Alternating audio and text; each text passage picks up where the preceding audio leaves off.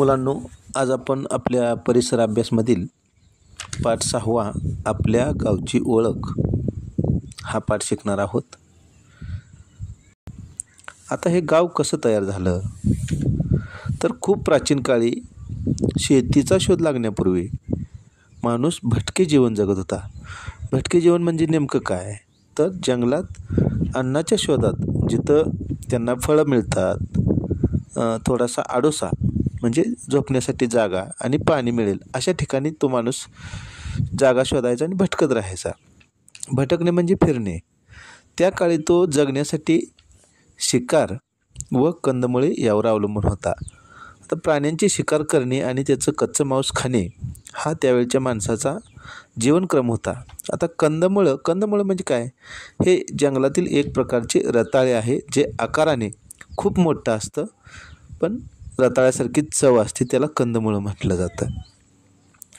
पुढे पुढे शेतीचा शोध लागला. जमीन आणि पाणी यांच्या आधारे तो वस्ती करू लागला. वस्ती म्हणजे राहण्यासाठी घर तयार करू लागला. पुढे माणसे एकाच ठिकाणी घरे बांधून राहू लागली आणि एका ठिकाणी राहिल्यानंतर एकमेकाच्या सहकार्याने ती शेती पण करू लागली. त्यांची घरे एकमेकांच्या जवळजवळ असत. त्यातून मग वस्ती तयार झाली आणि पुढे अशा अनेक वस्त्या तयार झाल्या, त्यांचा विस्तार झाला आणि अशा अनेक वस्त्या ज्यावेळी एकत्र येतात त्याचं मिळून गाव तयार होतं. आणि मग एकत्र राहिल्यामुळे त्या माणसांमध्ये सुरक्षिततेची भावना निर्माण झाली. म्हणजे आपण ग्रुपनं राहिलो, एकत्र राहिलो की आपण सुरक्षित आहोत. जंगली हिंस्र प्राण्यापासून किंवा चोरांपासून आपल्याला आता सुरक्षित राहतो ही भावना त्यांच्यामध्ये वस्ती तयार करून राहिल्यामुळं तयार झाली. पुढे शेतीच्या शोधानंतर माणसांची कामे वाढली. आता ही सगळी शेतीची कामं माणूस एकटा करू शकत नव्हता, म्हणून त्यांनी कामाची वाटणी केली. आता ही शेतीची कामं म्हणजे काय, शेतासाठी लागणारे अवजार तयार करणे हा एकाकडे व्यवसाय गेला. त्याची दुरुस्ती करणे हा कोणीतरी करत होता. कापड विणणे, दागिने बनवणे, मातीची भांडी तयार करणे असे विविध व्यवसाय म्हणजे कामं करणारे कारागीर निर्माण झाले. आता शेती करण्यासाठी आपल्याला कोणकोणती अवजारं लागतात, तर विळा, पाटी, खुरपं, टिकाव, फावडे, नांगर, कुळव, पेरणी यंत्र. आता आधुनिकमध्ये आपल्याला ट्रॅक्टर आणि बरेच आधुनिक साधनं आपल्याकडे आहेत. शेतीची जुनी अवजारे व आधुनिक अवजारे ह्याची तुम्ही माहिती मिळवायची आहे. आता बघा, तुमच्या गावात कोणकोणत्या ऐतिहासिक वास्तू आहेत. वास्तू म्हणजे जुन्या इमारती. ऐतिहासिक म्हणजे ज्याच्यामुळं इतिहास जिवंत आहे. जसे की बघा, एखाद्या गावात मंदिर असतं, लेणी असतात, मशीद, चर्च, स्मारक, किल्ला, वस्तुसंग्रहालय यासारख्या वास्तू असतात. या वास्तूंवरून त्या गावाची ओळख निर्माण होत असते. ऐतिहासिक वास्तूंमधून आपल्याला आपल्या गावाच्या संपन्नतेचे दर्शन घडते. आपल्याला गावाचा इतिहास समजण्यास मदत होते. या वास्तू हा आपला मौल्यवान ठेवा आहे, म्हणून तो सुरक्षित राहणे गरजेचं आहे. हा ठेवा जपणे ही तुमची, माझी, आपली सर्वांची जबाबदारी आहे. गावाचा उरूस, जत्रा, एखादे धार्मिक स्थळ, किल्ला यामुळे त्या गावाचे नाव प्रसिद्ध होते. जसे की पहा, रायगड किल्ल्यामुळे रायगड जिल्हा ओळखला जातो. आता हे माहीत आहे का तुम्हाला, बघा, छत्रपती शिवाजी महाराज सुरत येथून परत येत असताना नाशिक जिल्ह्यातील तळेगाव दिंडोरी या गावाजवळ थांबले होते. तेथे त्यांनी आपल्या सैन्याचा तळ ठोकला होता. तळ ठोकणे म्हणजे मुक्काम केला होता. त्यामुळं त्या गावाला, दिंडोरीला, तळेगाव असे नाव आता पडलेलं आहे.